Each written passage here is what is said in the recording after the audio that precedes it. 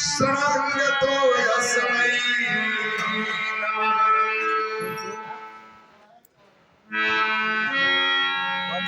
यदि ये सुखले से न सुखी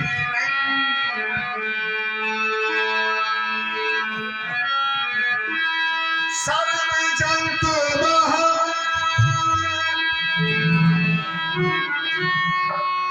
तुम कबीर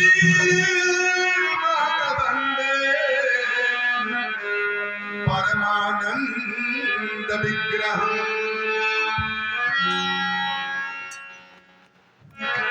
आखंड मंडलाकारं व्याप्तं येन चराचरम् आखंड मंडलाकारं व्याप्तं येन चराचरम् तत्पदं दर्शितं येन तस्मै श्री गुरुवे कबीर नामं परमं पुनीतं जुगे जुगे स्वामी हरन्ति दुःखं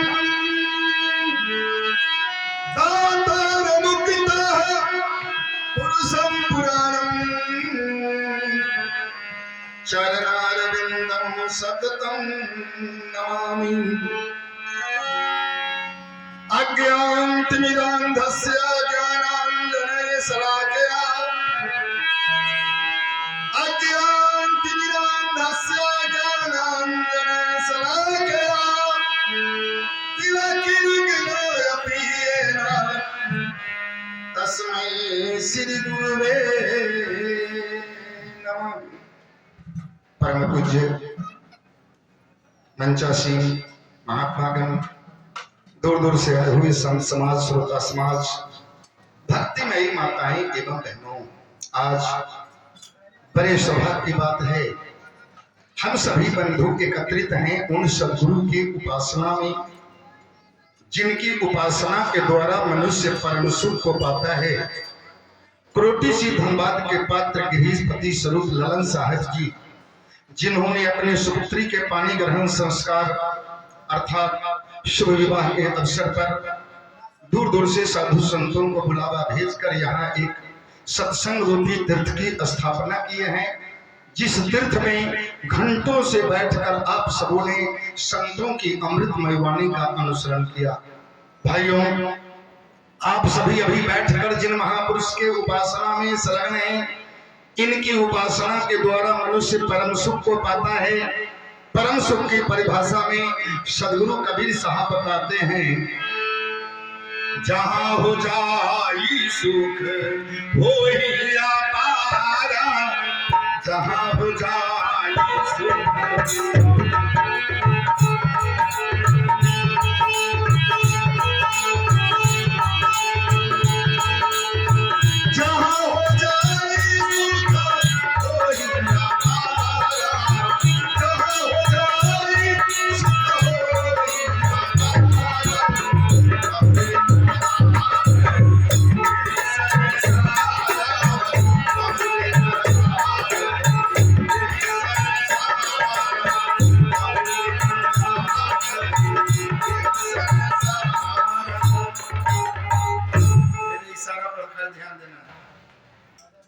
अभी आप लोग जिन महापुरुष के उपासना में संलग्न हैं, इनकी उपासना के द्वारा मनुष्य परम सुख को पाता है। परम सुख की परिभाषा में सद्गुरु कबीर साहब बताते हैं, जहां जाए सुख हो या पारा। कहां जाए? आप लोग अपने अपने घर से चलकर इस सत्संग स्थल पर पधारे हैं, यहाँ आने वाले व्यक्ति को मिलता है अपार सुख, और अपार सुख की परिभाषा में सद्गुरु कबीर बताते, बहुरी न आवही यही संसार। हे मानव प्राणी, यही संसार तो सारे दुखों की घड़िया है। इसी से छुटकारा प्राप्त करने के लिए संसार के लोग पूजा पाठ यज्ञ अर्चना करते, संत लोग भजन सत्संग गुरु पूजा इत्यादि किया करते। आप लोग घंटों से बैठे हैं, सत्संग में। वास्तव में ये संतों का सत्संग है क्या? इसको ब्रह्म निरूपण ग्रंथ ने प्रमाणित किया। सत्संग परम तीर्थ, सत्संग परम पदम,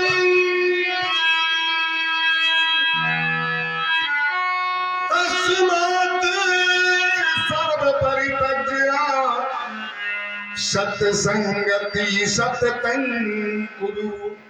वेद ने कहा कि हे मानव प्राणी, ये जो संत का सत्संग है एक तीर्थ है।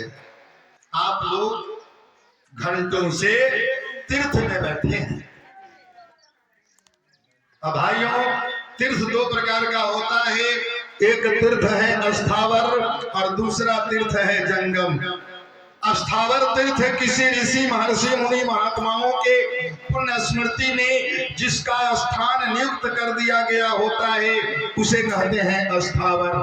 जैसे रामनाथ, केदारनाथ, बद्रीनाथ, पशुपतिनाथ, विश्वनाथ, पारसनाथ, बैजनाथ, हरिहरनाथ, ये संसार में जितने तीर्थों का नाम आप लोगों ने सुना, ये सब के सब अस्थावर तीर्थ हैं, चूंकि उनका वहां स्थान नियुक्त है।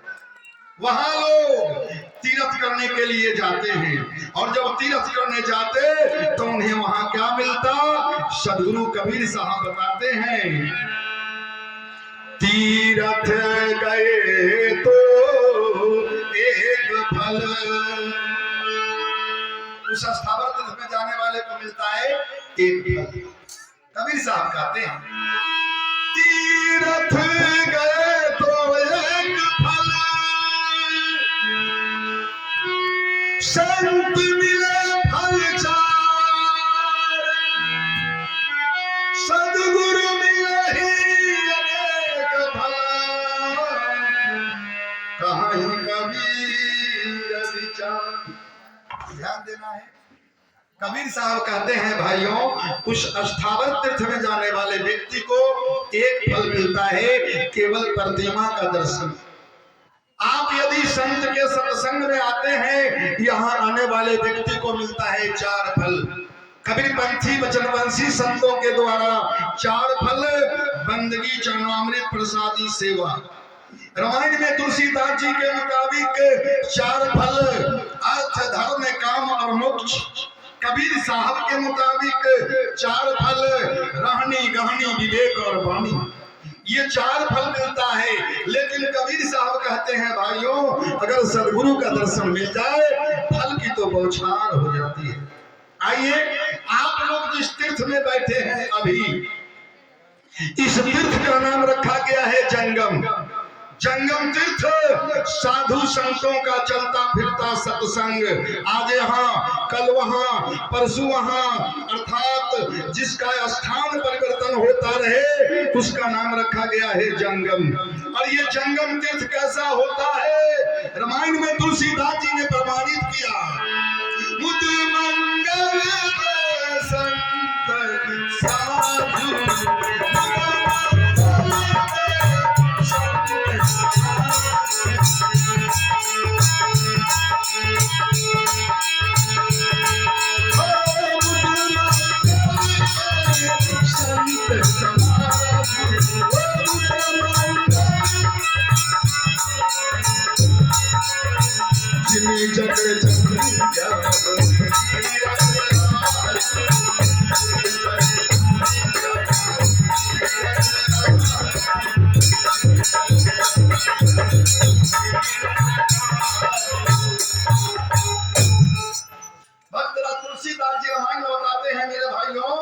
मुद मंगल में संत समाजो।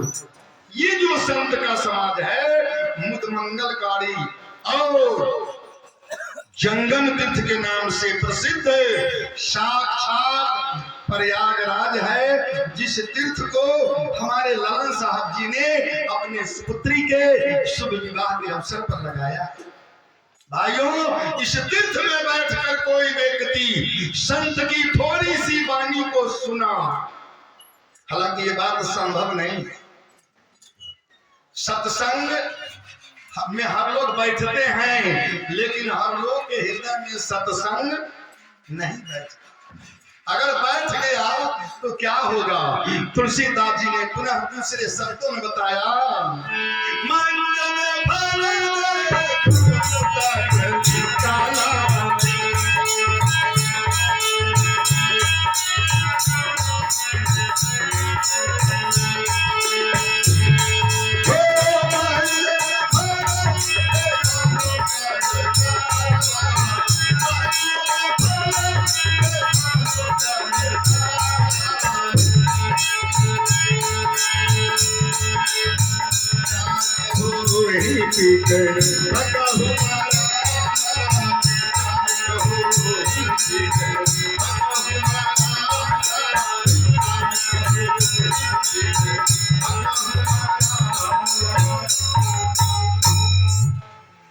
दूसरे पद में भक्तराज तुलसीदास जी ने रामायण में लिखा, मंजन फल देखा हूं तत्काला। हे मानव प्राणी, सत्संग रूपी तीर्थ में बैठने का फल तत्काल मिल जाता है।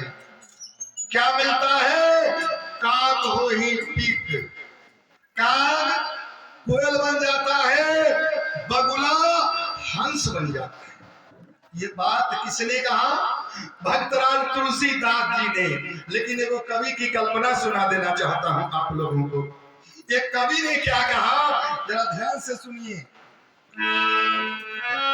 करिया कम्बल न उजला होई है लाखों बार भोला से। कवि ने कहा, करिया कम्बल में कितनों साबुन और सर्फ आप लगाएंगे तो कभी उजला नहीं होगा, क्योंकि वो काला है। कबीर साहब नहीं है, कवि ने कहा, करिया कम्बल न उजला होई है लाखों बार भोला से, कुकुर के पाछ न सीधा होई है घी और तेल लगौला से। कवि ने कहा, कुत्ता के लंगड़ी में कितने घी तेल का मालिश कीजिएगा, उसका लंगड़ी कभी सीधा नहीं होगा। कवि ने तीसरे पद में बताया, कौआ कभी हंस न होई है फटर फटर बतिया से। बड़ा बारीक बात है। कवि ने कहा, कौआ कितनों काव काव करेगा तो कभी हंस काहे नहीं बनेगा? क्योंकि कौआ का तन भी काला है और कौआ का मन भी काला है। इसीलिए सदगुरु कबीर साहब ने बीजक में एक साखी रखा और वो साखी का बोल है, सकलो दुर्मति को दूर करो हे मानव प्राणी, अच्छा जन्म बना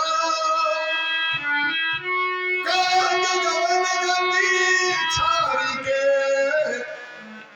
हंस गवन चलिया। कवि साहब कहते हैं, सकलो दुर्मति को दूर करो। देखिए अभी दुर्मति, ललन जी अभी बाई जी का नाच यहाँ ले आते, ऑर्केस्ट्रा पार्टी होता तो लगता है पुलिस बुलाना पड़ता, आदमी को बैठने की जगह नहीं होती। और सत्संग है तो लगता है कि कन्हौली में कोई आदमी नहीं। विचार करके देखते, अनाज पार्टी होता ना विदेशिया छोकरबाजी अब्बाई जी का, तब देखते आदमी की भीड़, सब काम धाम छोड़ के आपे सब खाना में भी जाके बैठ के देखता है ना। लेकिन सत्संग है तो लगता है कन्हौली में कोई आदमी नहीं। ध्यान देंगे, भक्तराज तुलसीदास जी रामायण में लिखते हैं, मंजन फल देखहूं तत्काला, काक हो ही पिक बकहु मराला। सत्संग रूपी तीर्थ में बैठने वाला व्यक्ति काग से कोयल बन जाता है, बगुला से हंस बन जाता है। बातुनी नहीं, अंतिम पद में तुलसीदास जी ने ही रामायण में लिखा, काग कैसे कोयल बनता है, बगुला कैसे हंस बन जाता। तुलसीदास जी की अंतिम पद, वाल्मीकि नारद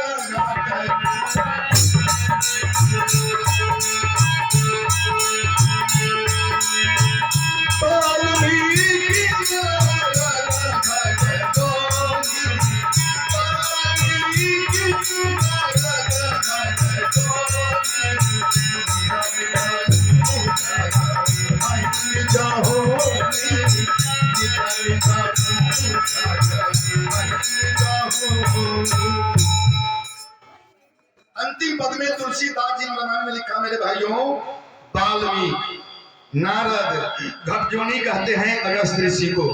ये तीनों महापुरुषों ने अपने जीवन के वृत्तांत को अपने जुबान से कहकर सुनाया। आदि कवि वाल्मीकि ने कहा, मैं रत्नाकर नाम का डाकू था। ये माइक मास्टर कहाँ चला गया आपका? सिटी मारा।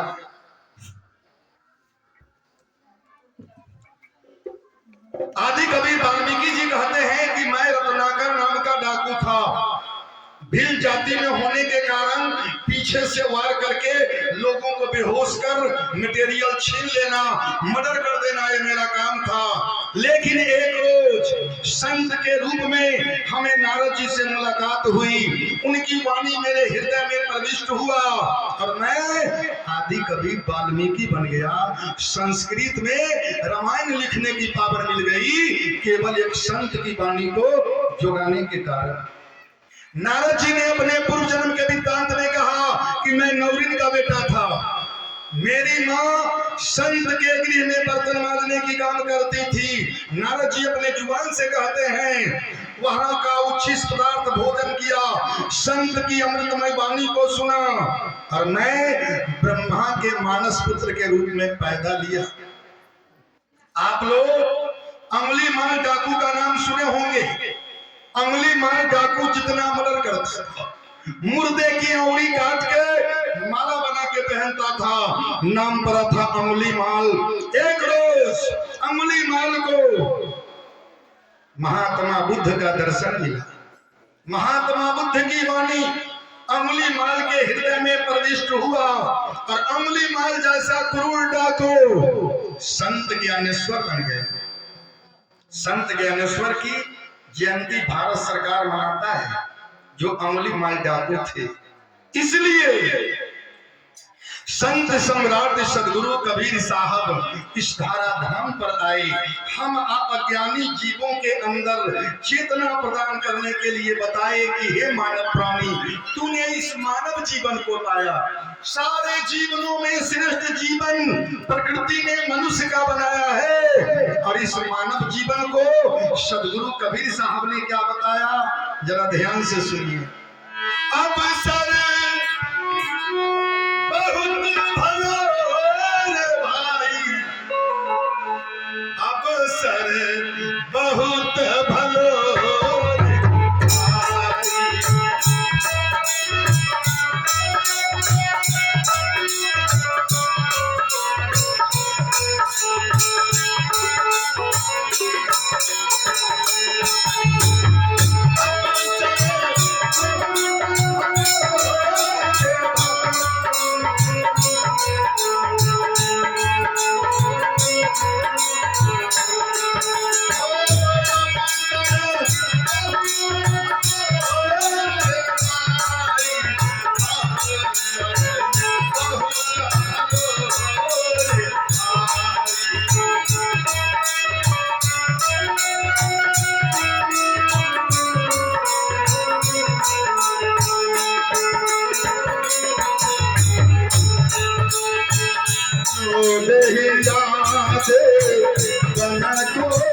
रे